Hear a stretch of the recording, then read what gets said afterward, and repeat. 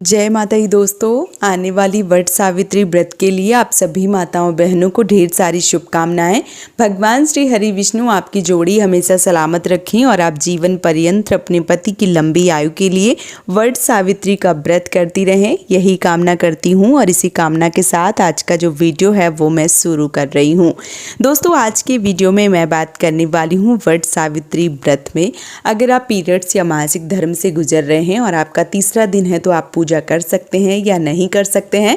इसके साथ ही साथ घर में कोई नहीं है, घर में आप अकेली हैं, तो आप पूजा जो है वो कैसे करें। पहला दिन है, दूसरा दिन है, तो पूजा करें या ना करें, क्या करें, कैसे करें, संपूर्ण जानकारी जो है वो इस वीडियो में आप सबके साथ शेयर करूंगी। तो चलिए शुरू कर लेते हैं आज का वीडियो और जान लेते हैं वट सावित्री व्रत में पीरियड से जुड़ी ये समस्त महत्वपूर्ण जानकारी। सबसे पहले अगर बात करें वट सावित्री व्रत की, तो आने वाली 26 मई को दिन सोमवार को वट सावित्री का जो व्रत है वो किया जाएगा। ऐसे में बहुत सारी ऐसी बहनें जो इस दौरान मासिक धर्म या पीरियड से गुजर रही हैं और उनको समझ में नहीं आ रहा है कि पूजा पाठ जो है वो किस प्रकार से करना चाहिए। और कई बहनों के प्रश्न जो है वो मुझे मिले हैं, मैं कमेंट जो है वो स्क्रीन पे लगा दूंगी, आप सब देख सकते हैं। बहनों ने बहुत सारे प्रश्न जो है वो मुझे किए हैं। पीरियड्स का तीसरा दिन है तो पूजा करें या ना करें। तो देखिए, जब स्त्री या नारी या जो भी महिलाएं हैं जब रजस्वला धर्म में होती हैं तो वो 3 दिन के लिए अशुद्धि की अवस्था में बताई गई हैं। चौथे दिन वो रसोई कार्य के लिए यानी कि रसोई घर के लिए और 5वें दिन वो पूजा के लिए निर्वृत्त बताई गई हैं। ऐसे में आप पूजा जो है वो तीसरे दिन नहीं कर सकते हैं। और जैसे बहुत सारी बहनों के ये भी प्रश्न आ रहे हैं कि दीदी घर में अकेले हैं तो क्या करें, पूजा कैसे करें।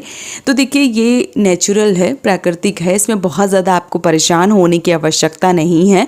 आप घर में अगर अकेली हैं, कोई नहीं है, आस पड़ोस कोई नहीं है, या आप परदेश में रह रहे हैं, आपके बड़े बुजुर्ग आपके साथ नहीं है, तो आपको बहुत ज़्यादा परेशान होने की आवश्यकता नहीं है।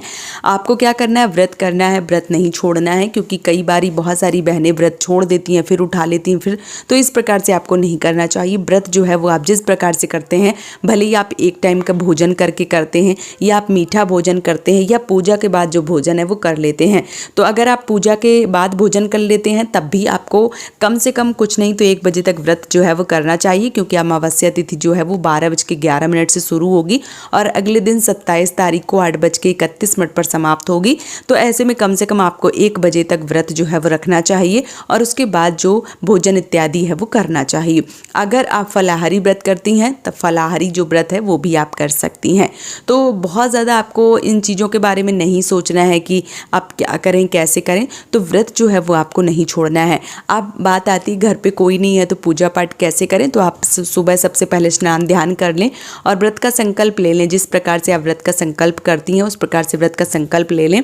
आप सोच रहे होंगे कि पीरियड्स में भी क्या हम व्रत का संकल्प ले सकते हैं। तो हाँ, व्रत का संकल्प जो है वो लेना ही होता है। क्योंकि जब हम व्रत करते हैं तो जो पूजा का संकल्प है वो हमें लेना ही होता है। तो जो व्रत है वो किस प्रकार से आप रखते हैं, इस बात का आपको संकल्प जो है वो ज़रूर करना है। मन में ध्यान करना है कि हे प्रभु, ऐसी अवस्था है कि पूजा पाठ जो है वो नहीं कर सकते हैं, लेकिन व्रत जो है वो हम अपना कंटिन्यू करेंगे, व्रत जो है वो नहीं छोड़ेंगे।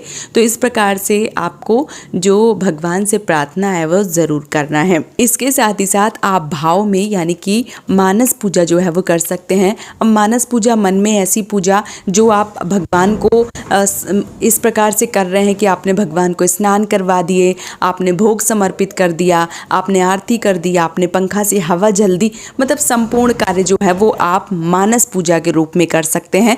तो मानस पूजा जो है वो आपको ज़रूर करना चाहिए।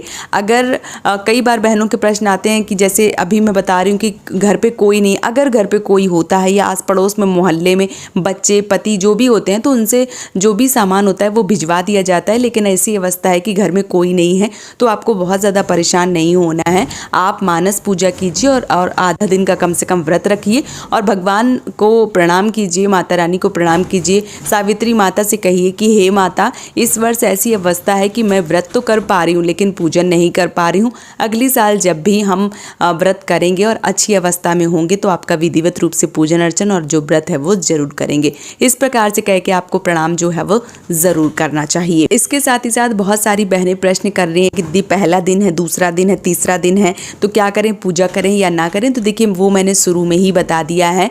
कई बार बहनें प्रश्न कर रही हैं कि दीदी कुछ उपाय बताइए, कुछ भी करके कैसे भी मैं कर पाऊँ। तो देखिए, जो उपाय है वो तो कुछ नहीं है। ऐसी अवस्था में आप पूजा का सामान नहीं छू सकते हैं, पूजन नहीं कर सकते हैं, व्रत कर सकते हैं। आप व्रत करने में कोई दिक्कत नहीं है, व्रत जो है वो आप कर सकते हैं और मानस पूजा कर सकते हैं। इसके साथ ही साथ व्रत का पारण आप कर सकते हैं और पति का पूजन जो है वो कर सकते हैं। पति का पूजन जो है वो करने में कोई दिक्कत नहीं है।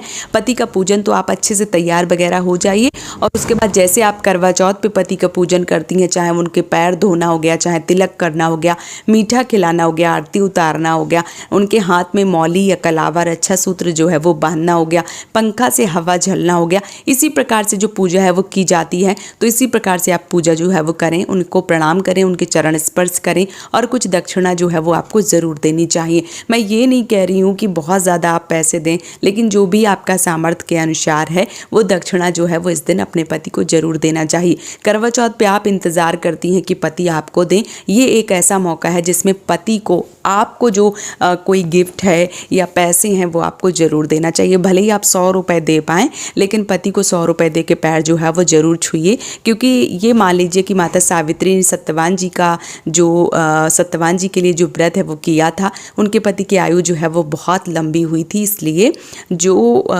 पैर है वो छूइए और दक्षिणा जो है वो ज़रूर दीजिए। यानी कि पति पूजन जो है वो आपको अनिवार्य रूप से करना है, पति का पूजन जो है वो आपको ज़रूर करना है। तो आने वाली 26 तारीख को, 26 मई को दिन सोमवार को वट सावित्री का व्रत किया जा रहा है। तो चाहे वट सावित्री का व्रत हो, चाहे सोमवती अमावस्या का व्रत हो, क्योंकि अमावस्या है ज्येष्ठ अमावस्या, तो आप किसी भी का व्रत रख रहे हैं, चाहे वो सोमवार का व्रत रख रहे हैं, ज्येष्ठ अमावस्या रख रहे हैं, यानी कि सोमवती अमावस्या या वट सावित्री व्रत, कोई भी व्रत रख रहे हैं, पूजा जो है वो आपको नहीं करना है, मानस पूजा करना है, व्रत करना है और पति का पूजन करना है और इस व्रत को पूर्ण करना है। तो 26 तारीख को आप लोग भी वट वृक्ष की पूजा कीजिए। वट वृक्ष की जो आयु है वो बहुत लंबी होती है, इसलिए हमें वट वृक्ष की पूजा जो है वो ज़रूर करना चाहिए। तो उम्मीद करती हूँ कि अगर आपके मन में कोई भी प्रश्न थे तो इन प्रश्नों का जवाब जो है वो आप सबको संपूर्ण तरीके से मिल गए होंगे और आप सबको वीडियो जो है वो बहुत ही अच्छे से समझ में आ गई होगी। अगर आपके मन में अभी भी कोई भी प्रश्न चल रहे हैं तो आप हमें कमेंट में ज़रूर लिखिए। मैं आपके संपूर्ण प्रश्नों का जवाब जो है वो ज़रूर दूंगी और प्रश्न अधिक हो जाएंगे तो मैं उनका वीडियो जो है वो ज़रूर बना के डाल दूंगी। ये वीडियो आज का यहीं पे समाप्त करूंगी। बहुत जल्दी मिलूंगी एक और नए वीडियो के साथ में। तब तक के लिए एक बार फिर से आप सभी माताओं बहनों को वट सावित्री व्रत की ढेर सारी शुभकामनाएं। जय माता दी।